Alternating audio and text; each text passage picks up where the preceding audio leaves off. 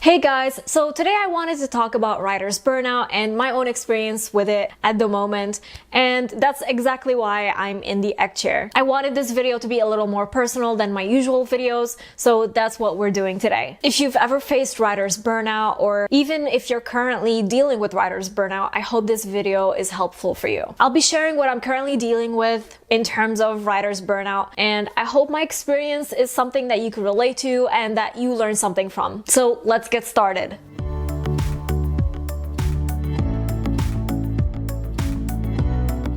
Hey guys, Nour here and welcome back to my channel. For those new here, hello! I'm Nour Zikra, the author of Divinity Falling. Be sure to subscribe for weekly writing advice videos and videos of this nature where I talk about my experiences as a writer. So I'm currently dealing with writer's burnout, and I've actually been dealing with it for months and maybe even years. I think I've been struggling with it for so long that I kind of just went into denial, and I didn't want to admit that to myself, so I was forcing myself to write anyway. It's kind of funny because I wrote Divinity Falling, and I think when I wrote it, I was already experiencing writer's burnout. And I didn't really understand what writer's burnout was back then. Even though I was going through it, I didn't really understand that I was exhausted and that I just needed a break. The thing is, writer's burnout can strike for different reasons, and everybody deals with it in a different way. For me, it could have been a combination of things, which I think that's the case. But for somebody else, it might be a whole different reason. For me, I think college stress negatively conditioned me to view writing as this stressful thing. And for those who don't know, I actually majored in creative writing in college. Everything I did was creative writing.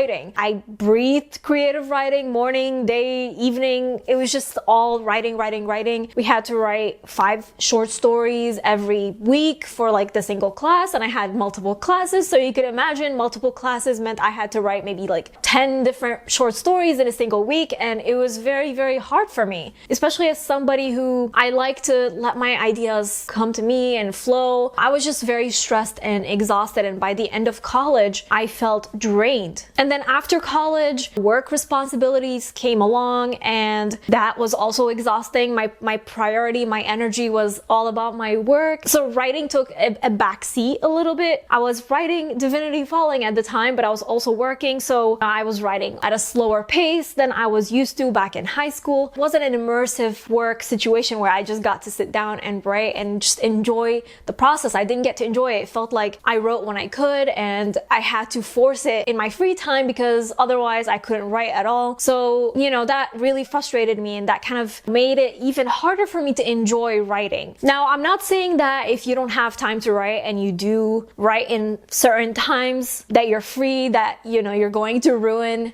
your writing process or your creativity. That's not the case. But for me, I think just being tired from work and then forcing the writing when I was already exhausted and not into it, plus I was already dealing with the college negative conditioning of just finding writing to be this difficult thing. It just all added up. And I'm sure there were other things. There's definitely other things that are still going on in my day-to-day life right now that are making me not feel the joy of writing. So all of it added up, and that's what's causing and has been causing writer's burnout for me. But like I said, this isn't the case for every writer. Some writers might deal with writer's burnout because they have kids, or some writers might deal with writer's burnout because of the publishing process of their books. After marketing and doing all that behind the scenes work, they might no longer find writing like the way it used to be, the fun way of just writing because you wanted to write the story. Now it's more stressful because you're writing it because you want to make money, you want people to read it. So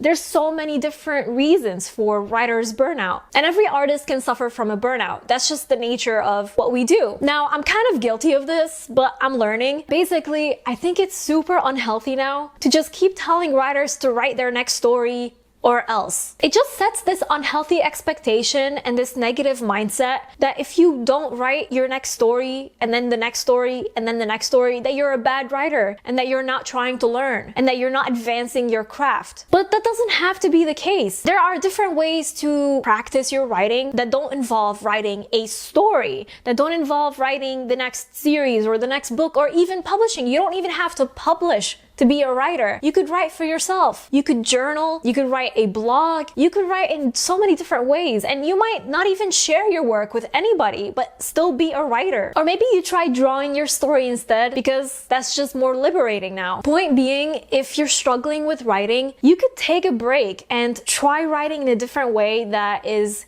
easy on your soul and doesn't make you feel like you hate what you're doing. Writing should be a joyful thing. I mean, literally, before college, I used to love writing. I used to see it as this thing that I will never ever hate because it was so liberating and I could just be creative. I could sit down and build this world and I got to enjoy all my characters and I just loved it. I wasn't a good writer by any means, but I loved it and I was passionate about it. And after I finished my homework, all I wanted to do was sit and actually write. Now, skip to college, and I had so many other writers and professors just talk about how often they hate writing because they find it kind of tough, which, yes, writing can be tough, but they spoke so often about how much they have this like love-hate relationship and it's more often on the hate side that it just kind of made me think about the negative side of writing that I'd never considered before. Up until that point, I actually really loved writing. So for them to start talking about how they hate writing, and these are professors who have been published, they have books out there, and they're basically telling me that there's no hope, that I will one day also hate writing. It made me start thinking of writing in this negative way that yes,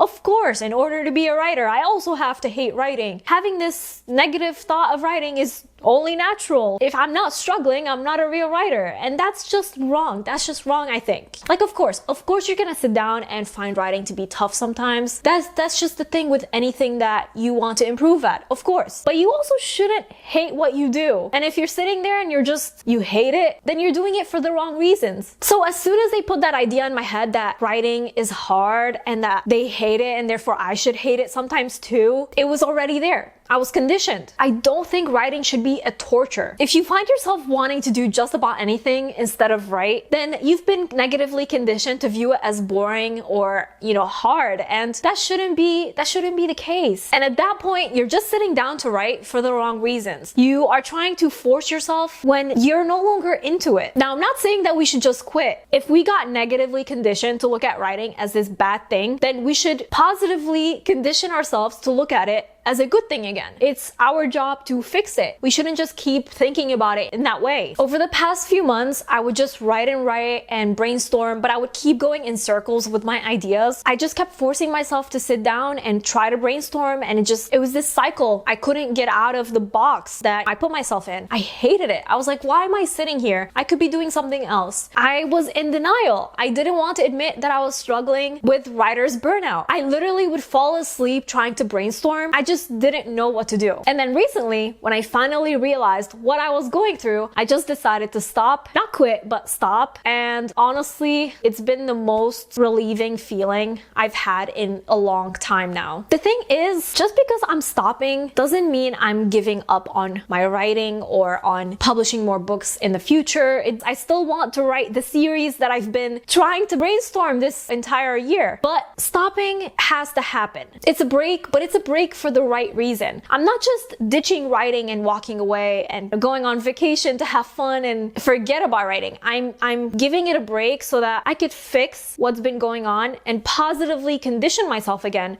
to enjoy the process. We often treat writing breaks like the end of the world. We tell other writers, never take a break. You gotta keep writing. If you stop writing, you're just gonna get worse at writing. You gotta keep practicing. Never stop writing.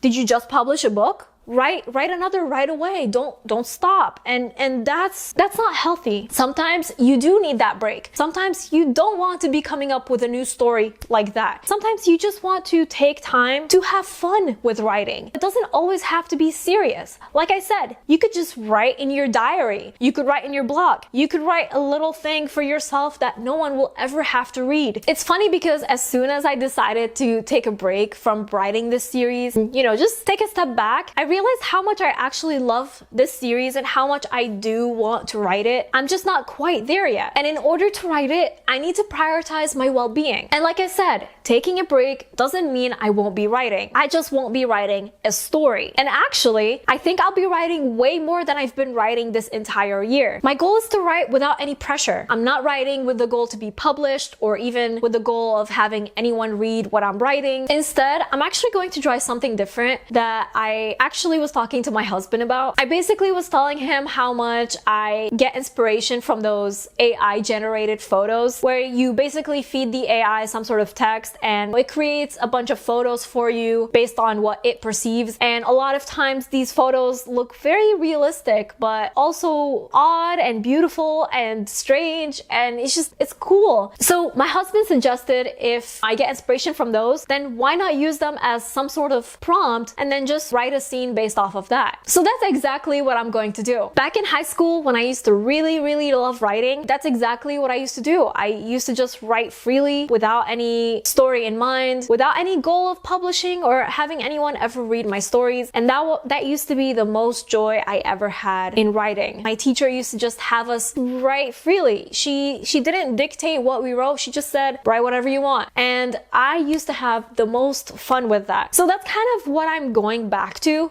I'm going back to a time where I used to write freely without any restrictions, without any pressures. I'm just liberating myself and getting to enjoy the act of writing. I'm gonna take a scene that an AI generates, a beautiful picture, see what my brain decides to read from it, and just write whatever. It won't be a complete story. It won't have a beginning, middle, and end, but it'll be a scene. It'll be a random scene that makes me happy. And the cool thing about this is that if I don't like what I'm writing, I could just ditch it and write something else. And by doing this, I'm hoping that my creative side finally comes back to me. I just want to positively encourage my brain. I want to positively condition it to think, you know what? I like this process. Now you might ask, how come I don't just use prompts to write? I love prompts, I really do, and I actually share prompts on my Patreon. For my specific situation, I don't want to be given restrictions. And I feel like having a prompt is some sort of restriction. So that's what I'm trying to avoid. I don't want to be given any instructions. I want to let my brain do the work instead of like an actual prompt that tells me what to do. I want to give my creativity that practice that's been lacking throughout all these years. I feel like in college, in my creative writing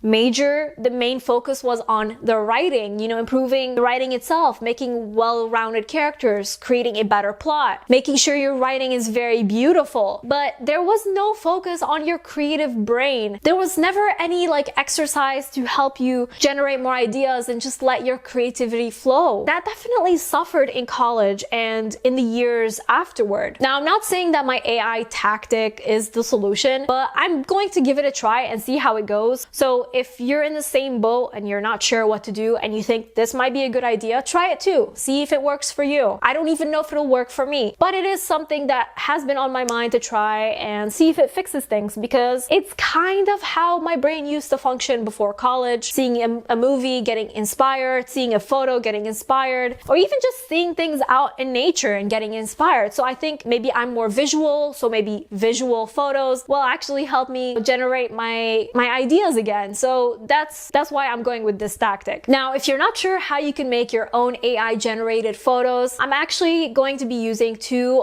different websites that are made by the same people. The first one, which I've seen more photos of, is called DALL-E, and the second one is Crayon. It's basically a smaller version of DALL-E that is open to everybody. I believe you have access to DALL-E, but you have to request approval, go on the waiting list, which I actually did get approved for, so I'm excited to try it out. Crayon is pretty much the same idea, just I guess smaller version of that. Check them out and see if that works for you. Now, because I don't want to stay inside the box, I'm actually having my husband generate the prompts for me and then just give me the image that the AI creates. I don't want to generate my own prompts because then I'm the one thinking of the idea. And again, with writer's burnout, you have to figure out what is causing it in the first place for you, because it's not a one-size-fits-all solution. So every person's situation is different. Figure out what's causing yours and go from there. I hope this is something that you could use in your writing. Even if you don't have writer's burnout, this might be a way for you to come up with fresh ideas and, you know, just be more creative. I'll keep you guys updated and let me know if you do try this method. And I hope you all found something helpful in this video, even if you're not going through writer's burnout. So before we go, be sure to subscribe to my channel if you haven't yet. I post weekly writing advice videos that will take your story to the next level. Also, be sure to follow me on social media to see what I'm up to from day to day and chat with me. And I just want to give a quick shout out to Sarah Frayne, Alan J. Early, and Nour Kovanti from my shout out tier over on Patreon, as well as all my amazing patrons. Thank you all so much for your support. I really appreciate you. Bye guys!